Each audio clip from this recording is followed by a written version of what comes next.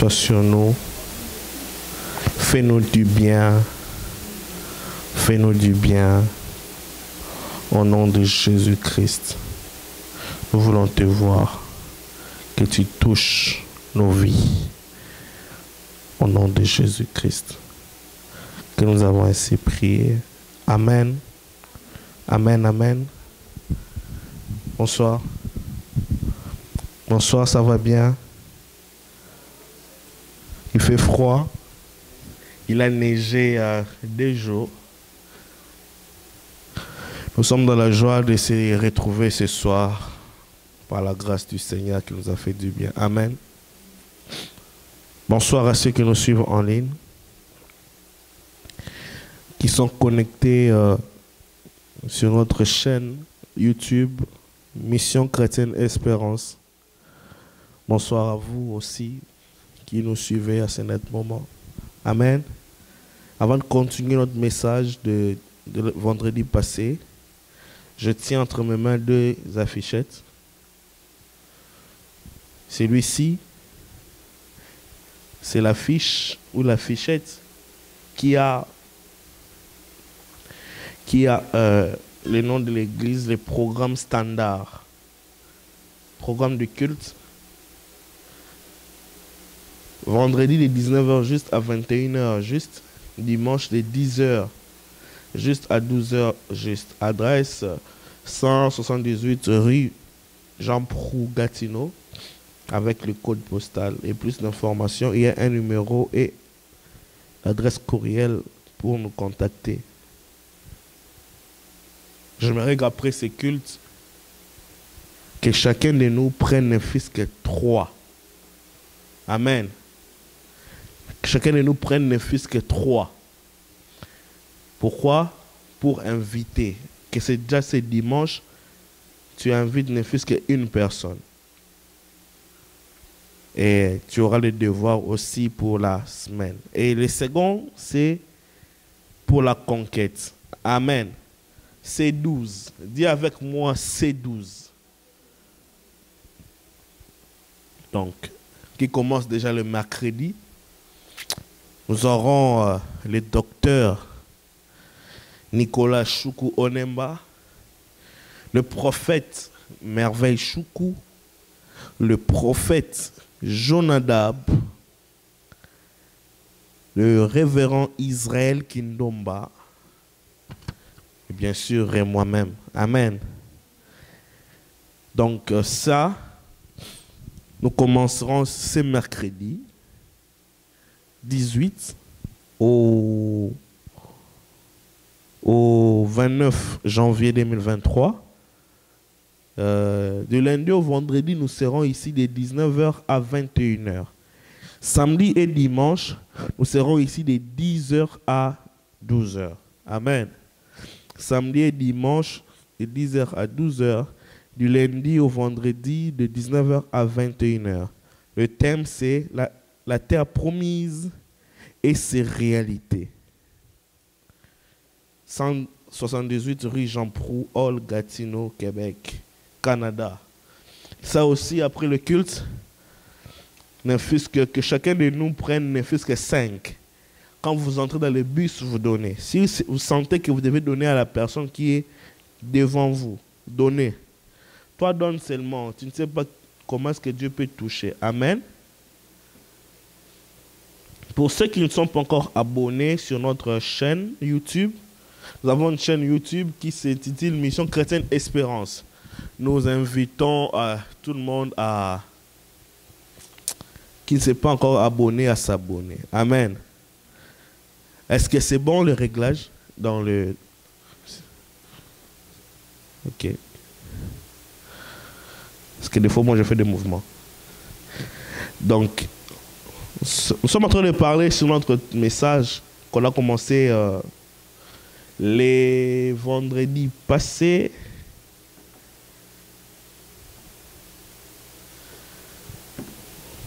Sur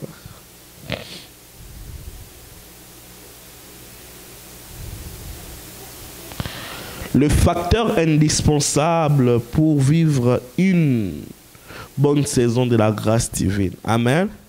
Les dimanches, ça est déjà sur notre chaîne YouTube, comme je le disais tantôt, je ne saurais pas revenir. On a parlé essentiellement sur ça. On a parlé sur les définitions et on a parlé de 3 premiers facteurs indispensables pour vivre une bonne saison de la grâce divine. On a dit qu'on doit avoir d'abord le premier des facteurs qui est indispensable, qui est du reste inchangeable. On a dit c'est Jésus-Christ. Amen. Et ensuite, on a dit le deuxième facteur qui est indispensable et qui ne sera jamais changé, c'est le facteur la famille biologique et spirituelle. Dans la famille biologique, c'est votre famille. Où est-ce que vous êtes né? Où il y a papa, il y a maman, tes frères et sœurs. Amen. Amen, amen.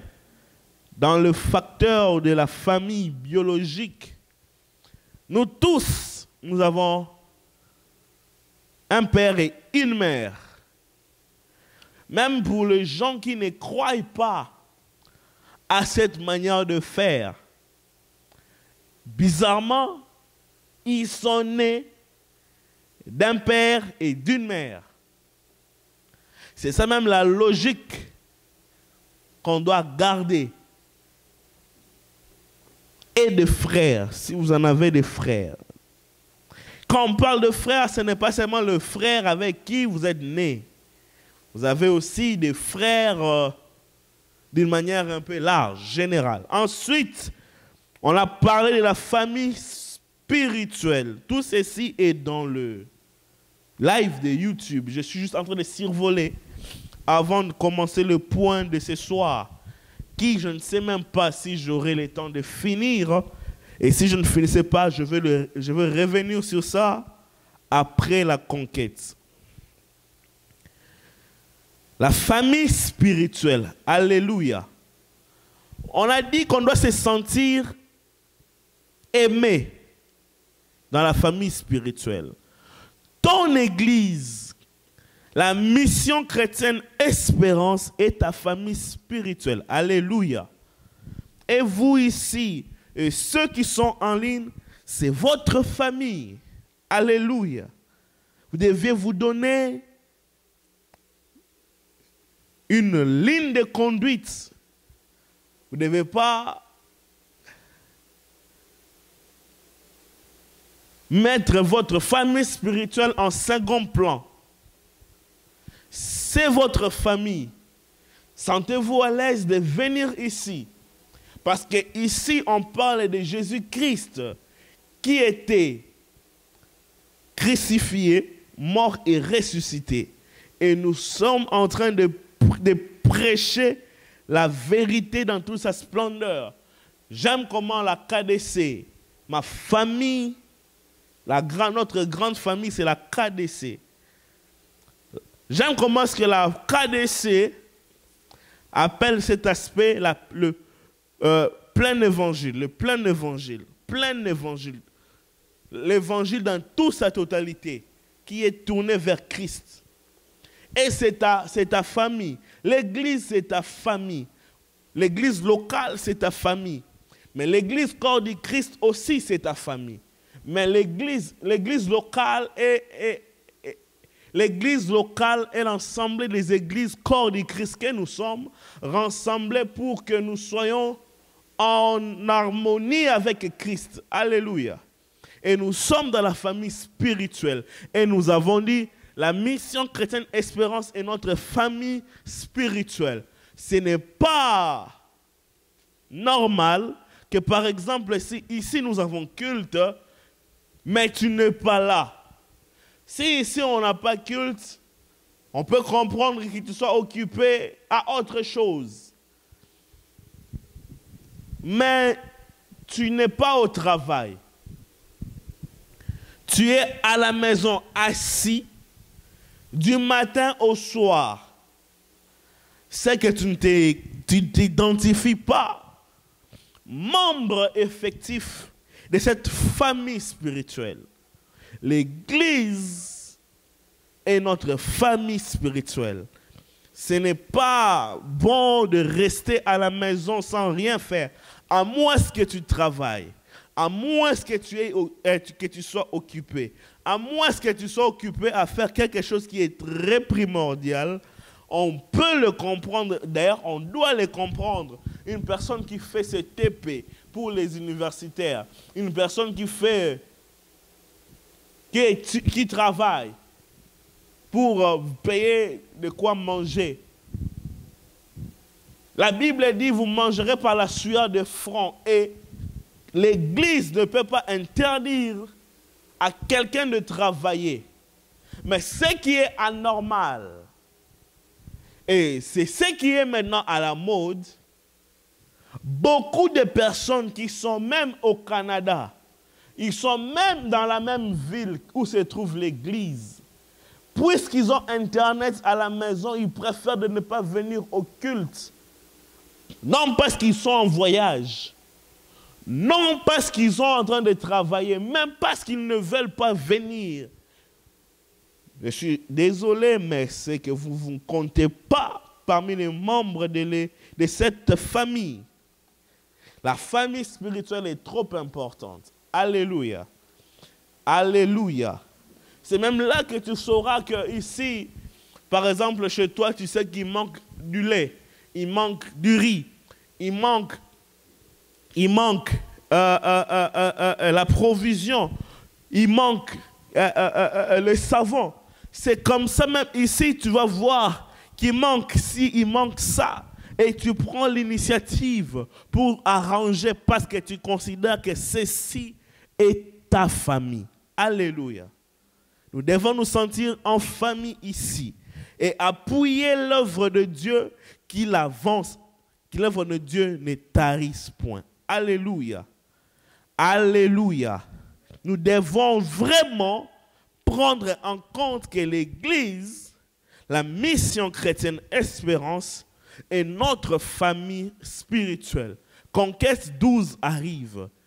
Personne ne sait, tous les orateurs qui arrivent, la majorité ne reste pas à Ottawa. Tout le monde va venir d'ailleurs. Nous allons les loger, nous allons les nourrir, nous allons faire des dépenses. Tu peux justement dire comme on faisait autrefois quand on était encore trop enfant. Je me souviens, mon père, je lavais sa voiture, mais il ne m'a jamais demandé deux fois de le faire. Je le faisais parce que je sais que je veux aussi monter dedans.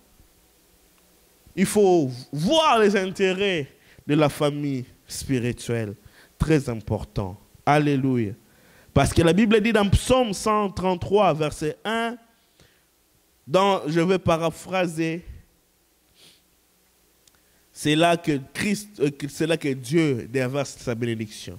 Car il dit qu'il est doux et agréable aux frères de demeurer ensemble. Ensuite, on a parlé de cœur, de garder son cœur. Garder son cœur, s'occuper de son carré, de son environnement. Tu as une famille, tu as une vie, tu as un foyer, tu as des enfants, tu as des frères, tu as des sœurs, tu as un travail, tu as une église. Si là où tu veux donner l'importance et qu'on te rejette, ne t'inquiète pas, occupe-toi juste de ton carré. Alléluia. On a dit de ne pas marcher selon le conseil des méchants. De ne pas s'arrêter sous la voie des pécheurs. De ne pas s'asseoir en compagnie des moqueurs. Ça, c'était ce qui s'est passé, ce qui s'est dit le vendredi dernier. Et pour ce soir, nous allons continuer. Le 4e point, c'est avoir un objectif à atteindre. Alléluia. Ayons des objectifs à atteindre. Nous allons prendre nos Bibles dans les livres de Proverbes.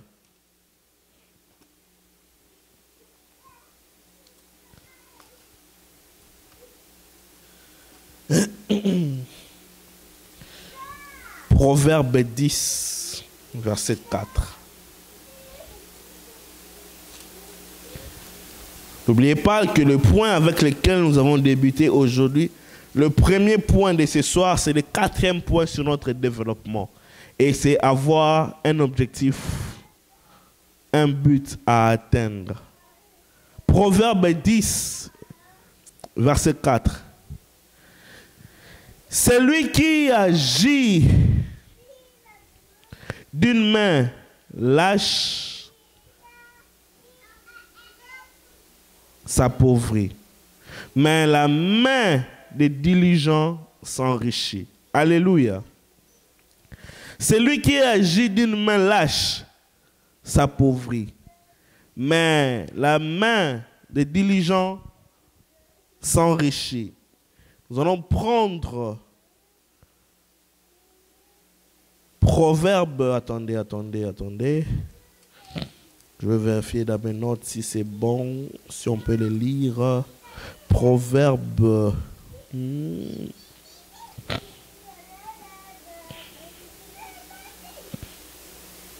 Proverbe 12, verset 24. La main des diligents dominera, mais la main lâche sera tributaire.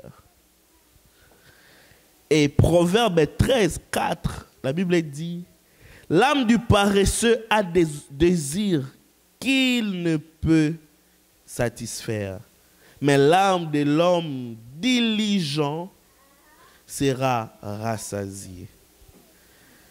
L'homme diligent ou la diligence, la diligence, bon, je vais aller carrément. L'homme diligent, c'est une personne qui est active à faire des choses. Alléluia. Être actif à faire des choses. En 2023, j'aimerais nous encourager à faire quelque chose. D'ailleurs, nous sommes dans un pays où tu ne peux pas croiser les mains. On doit toujours se battre à faire quelque chose. Apprends à faire quelque chose.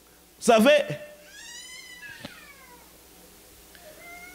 à Kinshasa, il y a une personne qui peut se réveiller et dormir et te dire que je suis fatigué. Il n'est pas sorti. Il était à la maison. Il n'a rien fait. Il a dépensé son énergie qu'à crier derrière le football, à crier derrière le film des Nigérians. Je ne sais pas, mauvais de regarder le football. Hein. Moi-même, je suis madrilène. Donc, j'aime Real de Madrid. Quand je dis ça, ce n'est pas parce que c'est mauvais. C'est très bien de le faire. Mais c'est mauvais de ne rien faire que de regarder ça. De films. Ici, nous avons Netflix. D'ailleurs, Netflix n'est plus quelque chose de luxe parce qu'il y a des téléviseurs smart qui sont disponibles dans le monde. Et tout le monde peut avoir un compte Netflix, avoir son cinéma à la maison. Il y a des gens qui restent toute la journée à finir Netflix. Et du matin au soir, après une semaine, il n'a quasiment rien fait. Il était sur la télévision. Il s'est carrément distrait. Et il va dire à la fin, je suis fatigué. Ok, j'ai une question à te poser. Tu es fatigué, pourquoi? Qu'est-ce qui t'a fatigué? Qu'est-ce qui t'a fatigué? Tu n'as rien fait de ta journée, mon frère, ma soeur. Tu étais que là, scotché. Et là, tu dis que tu es fatigué. Il y a d'autres fatigues. Tu as envie de dire à Dieu, donne-moi ces heures, pas de vie, mais de journée. Par exemple, lui, il a 24 heures, il n'en fournit rien. Mais moi, j'ai 24 heures, ça devient peu.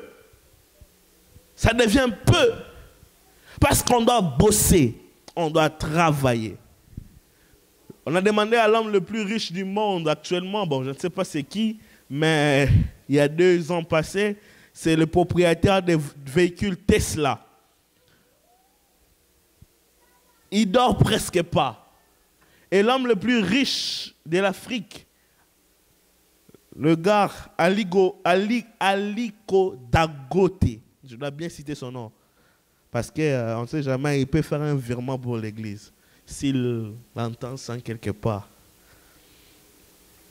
On lui a dit, c'est lui qui a les ciments. Vous voyez les ciments qui ont construit les maisons au Nigeria?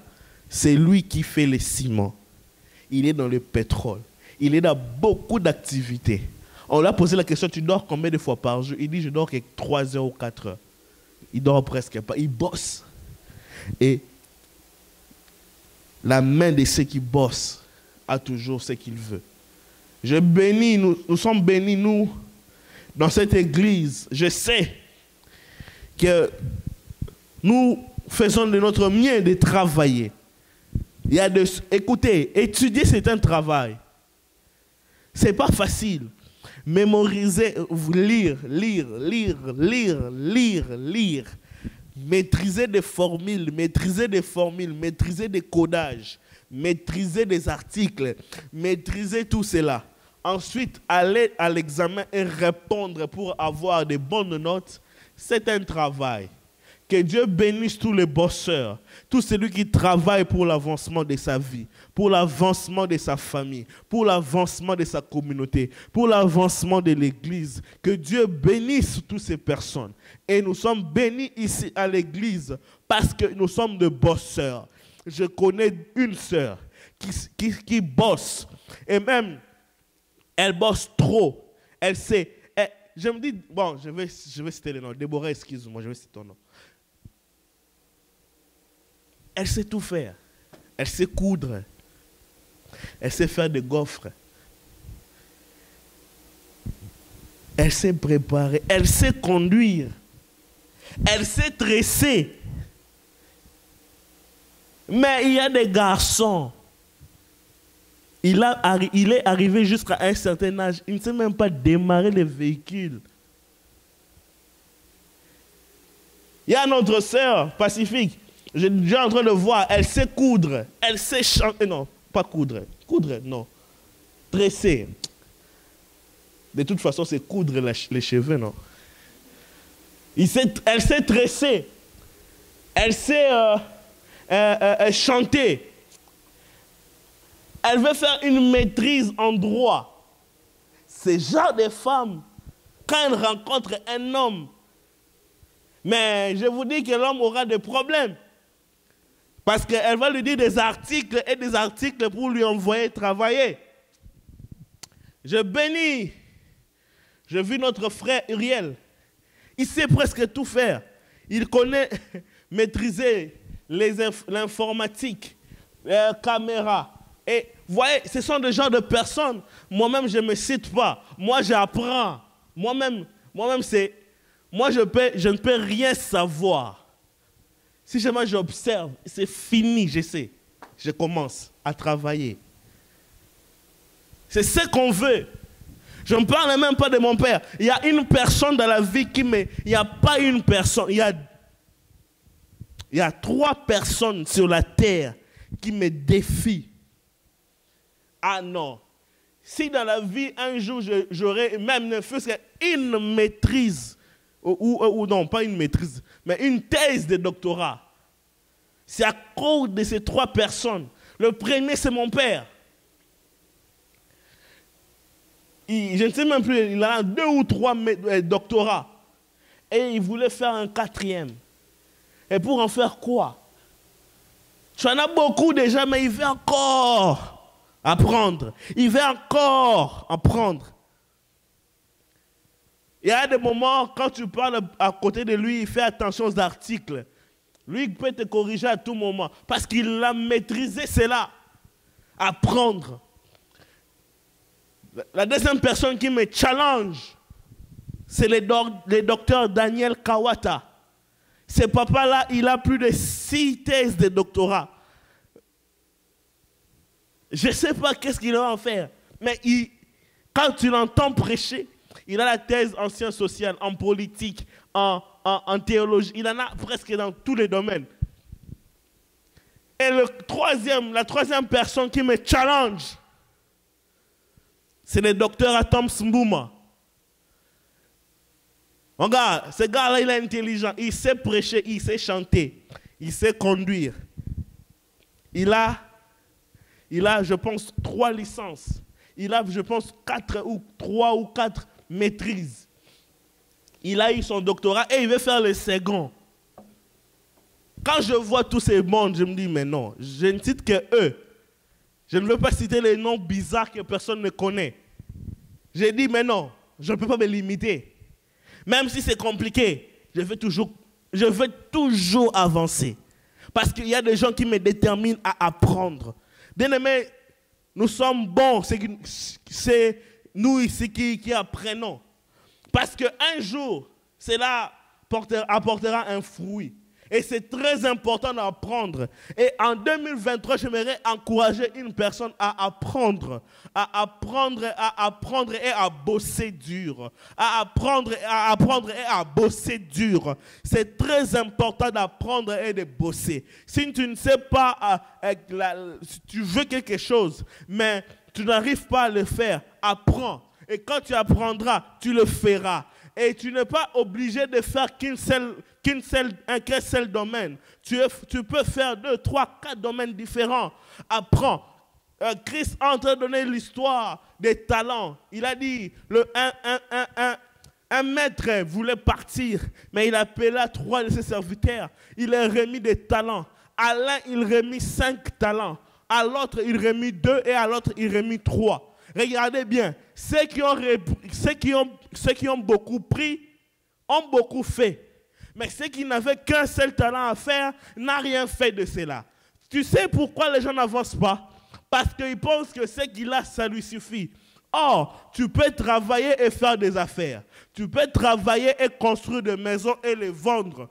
Tu peux faire des beignets. Il y a une femme aussi, j'aime, c'est ma femme. Ma femme a appris à faire les beignets juste en observant. Elle a regardé comment est-ce que ma petite sœur est en train de faire. Quand elle a vu maman Déborah en train de faire, elle a regardé, elle a commencé à faire. Elle sait, je vous dis qu'elle sait faire. Elle sait tresser. Elle ne savait pas tresser. Elle a appris et elle a commencé à tresser. Et elle tresse bien. Il y a des moments, c'est moi qui donne le prix quand on vient tresser. Bon, j'ai dit, bon, lui, c'est gratuit. Oh, pourquoi? Bon, elle, c'est gratuit. Oh, pourquoi? Bon, elle, c'est gratuit. Bon, elle, met tel prix. Donc, ça, met tel prix. Mais il y a des gens, si on te fait gratuit, c'est parce qu'on avait fait une réunion de gratuité et tu t'es retrouvé dedans. Parce qu'il y a de ces gens qui... Il faut apprendre ces choses. Il faut apprendre. Et moi, j'aime dans ma famille, nous tous, si je regarde bien, nous tous, on a appris 2, 3 choses, 4 choses à faire. Et c'est très important d'apprendre. Je ne vais pas citer tout ce que nous savons faire, mais je sais que dans la vie sociale, dans la vie professionnelle et dans la formation, on peut faire quelque chose de mieux et de visible aux yeux des gens. Et c'est important de le faire. C'est très important et ça te rendra indépendant. Ça te rendra indépendant. Un jour, quand tu verras un iPhone 14, 15 sortir, tu n'auras pas de difficulté à t'en procurer parce que tu peux le faire. C'est très important d'apprendre et de travailler, de se discipliner pour atteindre les objectifs. En cette année 2023, pour ceux qui nous suivent, je vous conseille de faire quelque chose. Attention, il y a quelque chose qui est en train de bouffer les temps des gens ces derniers temps. Les réseaux sociaux, le téléphone. Il y a de ces gens que son téléphone peut lui rapporter de l'argent, mais tellement qu'il ne sait pas comment l'utiliser, il perd tout son temps à rester sans rien faire. Or, il y a des personnes qui sont devenues riches à cause du téléphone. Ils ont vendu à cause du téléphone. Il y a une femme au Nigeria, j'ai oublié son nom. Qu'est-ce qu'elle faisait avec son téléphone? Elle a remarqué, là où elle étudiait, les filles aimaient avoir de belles choses. Or, elle, qu'est-ce qu'elle fait? Elle partait chercher les applications pour importer. Elle achetait à moins cher les affaires qui venaient en ligne. Et ça arrivait chez eux au Nigeria. Et toutes ces filles qui aimaient des bonnes choses venaient acheter à très cher chez elles. Et cette fille, j'ai oublié son nom. Peut-être que ça va me venir. Mais cette fille, après qu'elle ait fini de vendre en moins de 30 ans, elle a 2 villas, elle a plus de 5 ou 4 véhicules. Pourquoi? Parce qu'elle a appris à faire quelque chose. Elle a pris les besoins des autres. Et elle est partie chercher pour le revendre aux autres. Et il s'est servi de son téléphone. Mais il y a de ces gens qui ont un bon téléphone. Son téléphone, c'est toute une pharmacie. Une personne qui a un téléphone de $2000. Mais excusez-moi, tu n'as pas de vision. $2000. Mais à moins que tu travailles. Je ne parle pas de ceux qui travaillent. Je parle de ceux qui n'ont rien, qui te demandent de l'argent, mais qui a un téléphone plus cher que ce. Des fois, ça énerve. Il te demande de l'argent. Il sait qu'il n'a pas l'argent, mais il te demande de l'argent. Tu l'envoies cet argent, mais il a un téléphone plus cher que toi qui lui as envoyé cet argent. Et ce téléphone-là, il ne sait même pas qu'il peut vendre ça et faire une pharmacie. Il y a de ces gens, je connais un gars. Je lui donnais, parce que moi, je suis un entrepreneur.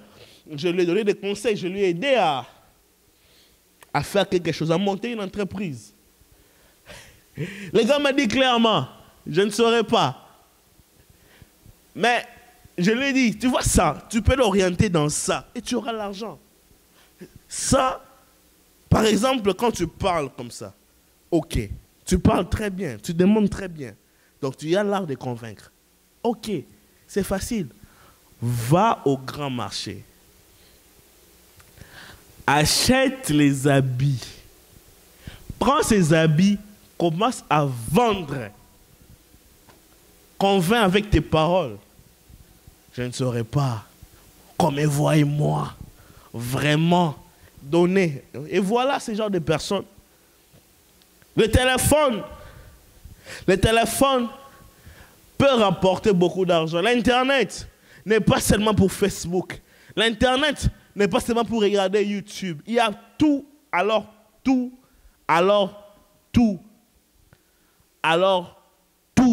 à l'Internet. Seulement, il faut savoir faire des recherches.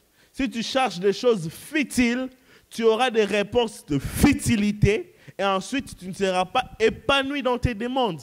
Et c'est ce qui se passe. C'est ça le problème.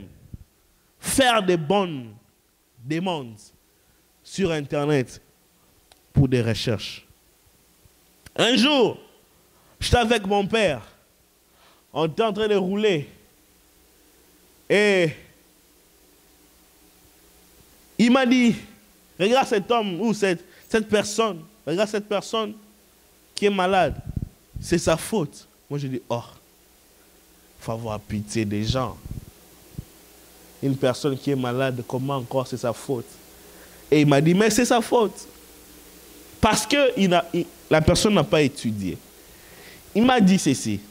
Si la personne avait étudié, et après ses études, qu'elle a obtenu un travail, en conséquence, elle devait avoir un salaire. Et dans son salaire, elle devait se prendre en charge. Et quand elle se prenait en charge, elle devait avoir l'économie. Comme elle est tombée malade, la personne, parce que je parle de la personne, comme la personne, elle est tombée malade, son argent, ses économies, pouvaient l'aider à se faire soigner. Et vu qu'il n'a pas étudié, il a manqué un travail à cause de l'étude.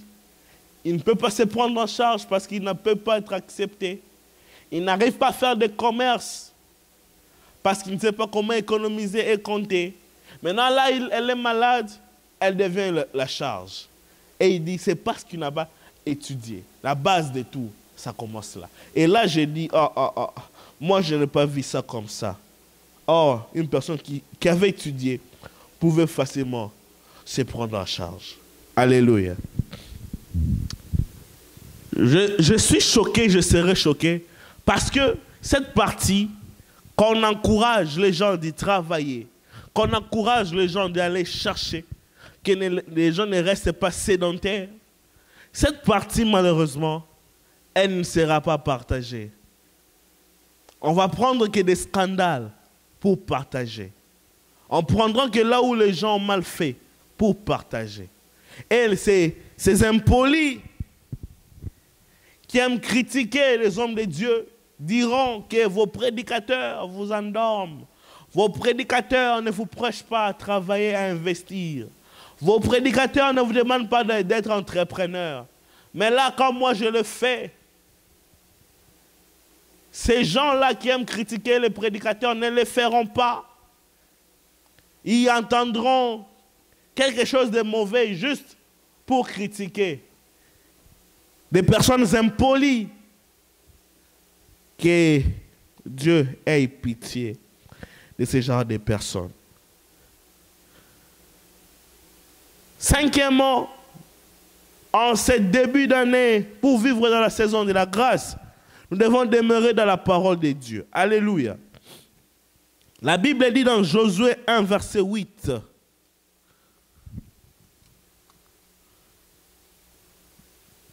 Josué 1, verset 8.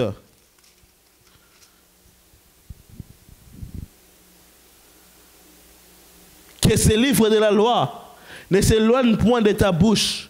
Médite-les jour et nuit pour agir fidèlement selon tout ce qui est écrit. Car c'est alors que tu auras du succès dans tes entreprises. C'est alors que tu réussiras. Alléluia. Nous devons faire de la parole de Dieu notre guide, notre constitution.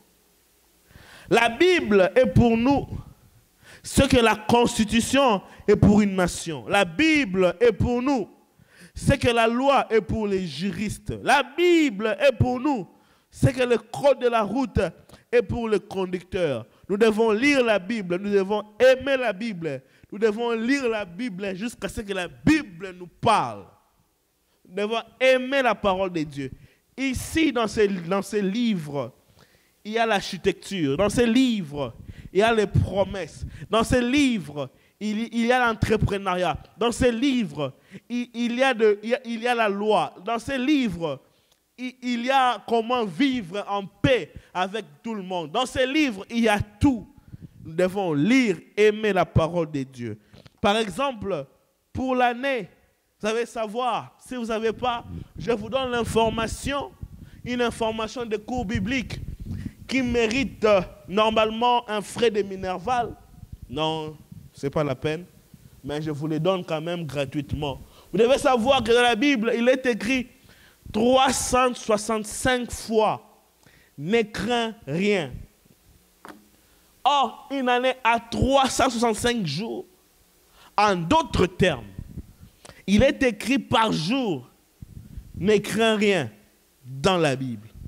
Et la Bible est un livre qui contient des promesses et des prophéties pour nos vies. Nous allons commencer Conquête 12. C'est vrai que les prophètes, quand ils viendront ici, Dieu leur donnera des messages. Ils parleront pour la vie des gens. Mais si un prophète ne t'a pas parlé du début à la fin de ces 12, j'aimerais nous dire que la prophétie de toute prophétie se trouve dans la Bible. Nous devons aimer ces livres. Alléluia. Sixièmement, nous devons prier sans cesse. Nous devons prier sans cesse. Quand nous allons prendre le livre de Matthieu 6, Matthieu 26, j'allais dire, verset 41. Matthieu 26.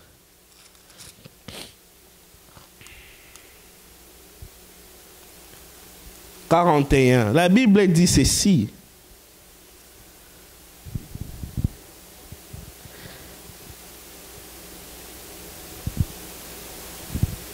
Je prends 40. Et il vint vers les disciples qui trouva endormis. Et il dit à Pierre, Vous n'avez pas donc pu veiller 1 heure avec moi. Veillez et priez afin que vous ne tombiez pas dans la tentation.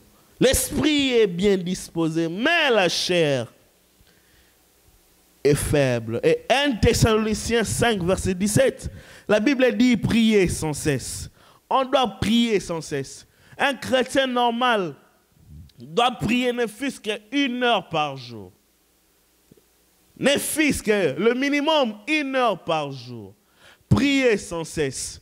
Si c'est compliqué de prier chaque jour 1 heure, fais-toi une discipline, même 30 minutes à ton réveil, même 15 minutes avant de dormir. Fais-le chaque jour. Priez sans cesse.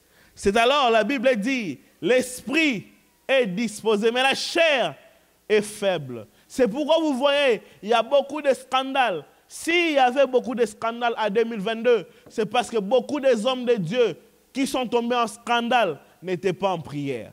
Parce que la Bible dit l'esprit est disposé, mais la chair est faible. Et beaucoup de chairs des hommes sont tombés parce que beaucoup de gens n'étaient pas dans la prière. Veillez et priez pour ne pas tomber en tentation. Prier, c'est prier. Je n'ai pas d'autre définition pour la prière. Tous ces termes que nous sommes en train de parler, nous allons en revenir, au cours de l'année. Nous allons développer. On va vraiment parler de tous ces sujets. La prière et le reste. On va parler de tout ça, détail par détail, point par point. Mais ça, ce sont des calendriers, des programmes phares pour l'année d'un homme, d'un chrétien. Prier, c'est prier. Septièmement, la sanctification. La Bible dit dans Hébreux 12, 14, « Recherchez la paix avec tous et la sanctification, sans laquelle personne ne verra le Seigneur. » La sanctification, c'est fuir les péchés, c'est fuir tout ce qui n'est pas de Dieu, c'est fuir le mal. Et enfin, huitièmement, pour vivre une vie de grâce divine, un des facteurs indispensables, c'est l'amour. Alléluia. L'amour, et c'est l'amour du prochain. L'amour et l'amour du prochain. Nous allons revenir pendant l'année sur tout ceci et bien d'autres que l'Esprit de Dieu va nous orienter. L'amour des prochains. Alléluia. L'amour et l'amour du prochain. Cela est très important pour nous en cette année. Il y a beaucoup de chrétiens qui viennent à l'église mais qui n'aiment personne. Il y a beaucoup de chrétiens qui viennent à l'église et qui n'aiment personne. Il y a beaucoup de chrétiens qui disent haut et fort qu'ils ont l'amour du prochain, mais sont des égoïstes et des ingrats. Baissons nos têtes dans la prière. On va prier.